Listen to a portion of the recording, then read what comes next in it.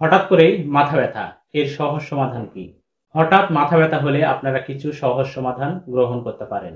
Number ১, বেশি বেশি পানি গ্রহণ করবেন। অনেক সময় পানির অভাবে ডিহাইড্রেশন হয়ে যায়, যার কারণে মাথা ব্যথা সৃষ্টি হয়।